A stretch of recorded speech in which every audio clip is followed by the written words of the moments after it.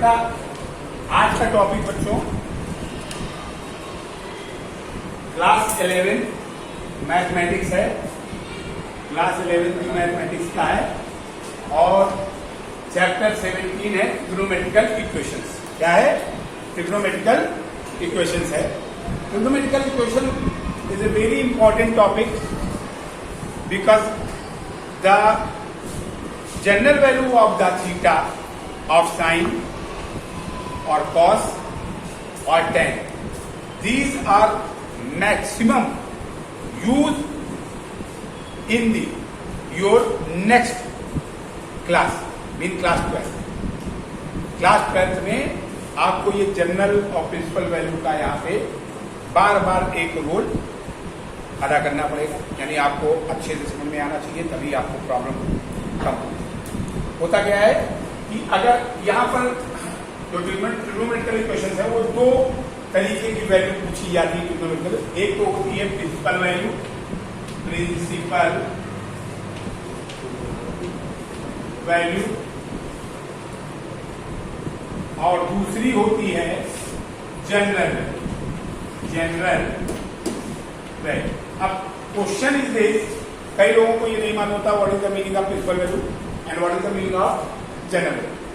याद रखने का सबसे आसान तरीका है principal value always lies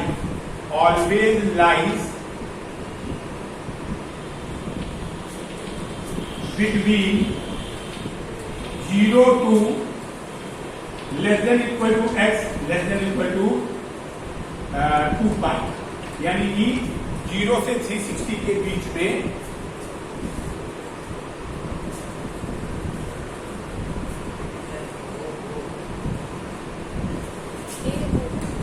always lies between 0 to 2 पाई, ठीक है ना। यानी प्रिंसिपल वैल्यू जब भी निकालेंगे हम तो वो वैल्यू कभी भी 360 से एबव नहीं जाए।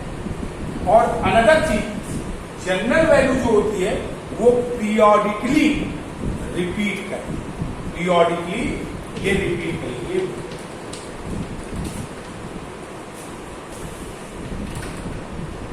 रिपीट करेंगे। क्या करेंगी? रिपीट करेंगे। आपको ध्यान रखना है ये जो रिपीट करेगी वैल्यू ये कैसे करती है, दोनों बातें से। सबसे पहली बात ये प्रिंसिपल वैल्यू तो आपको समझ में आ गया, लेकिन ये जनरल वैल्यू के लिए आपको थोड़ा समझना पड़ेगा कि रिपीट कैसे करती है। जैसे आपने कहा साइन थीटा अगर 0 है तो आपको सोचना है कि साइन 0 किसमें होता है, तो आपको मालूम है साइन 0 की वैल्यू 0 डिग्री की वैल्यू 0 ही होती है। लेकिन अगर आपसे कहा साइन अब दूसरी वैल्यू 0 कब होगी जाके 180 पे होगी, कितने होगी 180, तो 90 पे ये 1 हो जाएगा।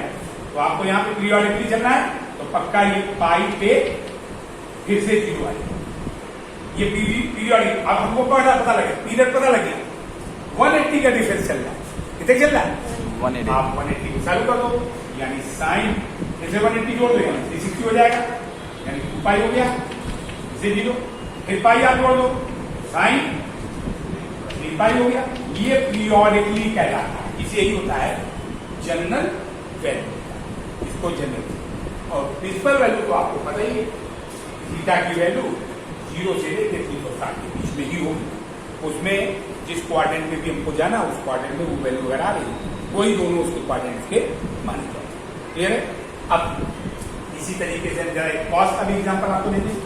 कॉस 0 और थीटा बराबर अगर 0 तो आपको मालूम है कॉस 0 की वैल्यू कितने की होती है, कॉस 0 90 पे कितने पे आता है पाई बाई 2 से आता है। तो ये वैल्यू अगर कॉस 0 की वैल्यू हो तो थीटा बराबर पाई बाई 2 आता है, कितना आता है, तो यानी 90 पे आ रहा है, कितने पे आ रहा है।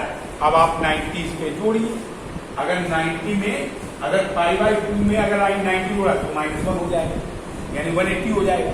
कॉस 180 वैल्यू माइनस, हमको चाहिए आंसर 0, तो आपको देखो आंसर कितने दे, कॉस 3 पाई बाई 2 पे, यानी 180 जोड़ोगे पाई बाई 2 में तो फिर से ये 270 आएगा, फिर 0, यानी कि इसकी पीरियोडिक वैल्यू क्या होगी थीटा की, एक तो होगी पाई बाई 2, दूसरी होगी 3π/2। तीसरी क्या होनी चाहिए, 180 जोड़ो इसमें, 180 वाला पाई जोड़ो, निकाल, अगर नहीं आता निकाल। 3π/2 प्लस पाई, एलसीएम लो, एलसीएम लेके आएगा 2, यानी 3π प्लस 2π, यानी आएगा 5π, अगली वैल्यू आएगी 5π। यहां तक बच्चों समझ में आया? क्योंकि यही बातें बहुत बच्चों को नहीं मालूम कि इसका मीनिंग क्या होता है। क्लियर है? नेक्स्ट कॉन्सेप्ट है, इसी बेस पे हम आगे चलेंगे कि इसकी जनरल वैल्यू जो होती हैं उनको हम लोग कैसे निकालते हैं। तो यहां पर आपको याद रखना है, जनरल वैल्यू को निकालने के लिए एक फार्मूले का इस्तेमाल करेंगे। साइन थीटा बराबर 0 अगर हो, आप हमेशा थीटा की वैल्यू पाई क्या लिखेंगे, पाई। वेयर जो n है वो बिलोंग्स टू i, इंटीजर को बिलोंग। अगर कभी भी cos थीटा बराबर 0 तो थीटा बराबर 2n + 1 ब्रैकेट क्लोज π/2 लिखेंगे, और यहां पर भी n बिलोंग्स टू i। अगर सपोज करो tan थीटा = आपके पास है 0, तो भी आपको थीटा बराबर साइन की तरीके सेम होगा। साइन और tan लगभग सेम चलते हैं, तो ये भी πn। यानी आपको फार्मूला ये, जब आपके सामने क्वेश्चन ऐसा हो, ध्यान समझना, जब आपके सामने क्वेश्चन ऐसा हो, आपके क्वेश्चन एक एग्जांपल ले लें। क्या दे रहे हैं? एक एग्जांपल। तो एक एग्जांपल ले लें, क्या? जैसे साइन 3 थीटा बराबर 0। क्या है? साइन 3 थीटा बराबर 0। देखो यहां पर यही कुछ बच्चे नहीं समझ पाते हैं कि हमको थीटा की वैल्यू निकालनी। फाइंड थीटा, आपको कुछ नहीं करना है बेटा। आप पहले देखो साइन थीटा में क्या बताया है, साइन थीटा 0 करो, थीटा बराबर πn। आप थीटा देखो लिखा है ना, एंगल कितना लिखा है, थीटा, थीटा बराबर पाई। यहां पे आओ, इसी फार्मूले का इस्तेमाल करो। यहां थीटा कितना है, 3 थीटा। आप लिखोगे 3 थीटा बराबर πn या n/, तो थीटा बराबर πn/3। 3 अपान में आ जाएगा, बस हो गया यार, सिंपल का। क्लियर है?